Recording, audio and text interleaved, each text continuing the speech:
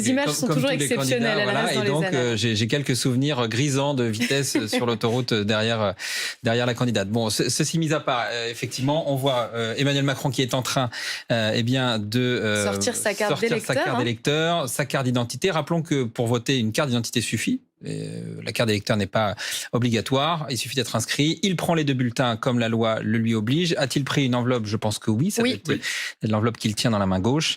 Et il se dirige évidemment vers l'isoloir qui est très mise en scène d'ailleurs, bleu, blanc, rouge au Touquet. Voilà, c'est aussi d'une certaine manière une vitrine pour, je ne sais pas si c'est positif ou négatif, mais en tout cas, ça doit jouer forcément sur le tourisme local et il va ensuite rentrer dans l'isoloir. Et comme souvent avec Emmanuel Macron, effectivement, rien n'a été laissé au hasard. Hein, vous le rappelez, Jean-Rémy, ces isoloirs bleu, blanc, rouge, alors qu'on voit Brigitte et Emmanuel Macron qui viennent de s'introduire effectivement dans ces isoloirs pour glisser le bulletin dans l'enveloppe, puis dans l'urne. Mais on sait effectivement à quel point, pour Emmanuel Macron, depuis toujours, la communication, le moindre détail de communication et d'image est important, d'où effectivement la symbolique de ces isoloirs bleu, blanc, rouge. Imaginez que ça, c'est la mairie du Touquet qui a mis ça en place. Je pense, sans vouloir m'avancer, que...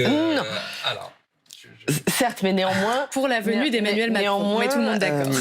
Voilà, l'image reste belle. Oui, non, elle reste belle, elle reste républicaine. Voilà, Emmanuel Macron qui sort de l'isoloir et qui attend sa femme Brigitte. Ils s'expriment tous les deux donc dans les urnes en ce moment même au Touquet, là où ils ont une résidence depuis quelques années maintenant, là où toute la famille Macron se réunit régulièrement. C'est leur lieu de villégiature. Vous l'avez rappelé tout à l'heure, Saveria-Rojek.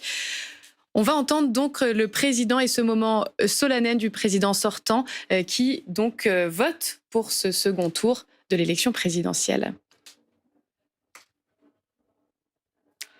Ah, il n'y a pas de son sur France Info, c'est pas grave si vous nous rejoignez. De toute manière, vous le savez, vous la connaissez, cette expression. À voter, ça y est, le président l'a fait. Il va signer maintenant. Il a effectué son devoir de citoyen. Et Brigitte Macron est toujours à ses côtés. Évidemment, le président avec son épouse qui récupère donc ses papiers d'identité et qui va pouvoir sortir maintenant de ce bureau de vote. Sans doute encore un dernier bain de foule avant de se quitter, on imagine. Sans doute un bain de foule, des bains de foule qu'il apprécie, on l'a dit. Il va sans doute prendre son temps. On a vu qu'il y avait beaucoup de monde aux abords de cette mairie, de ce bureau de vote du Touquet. Beaucoup de monde, beaucoup de médias.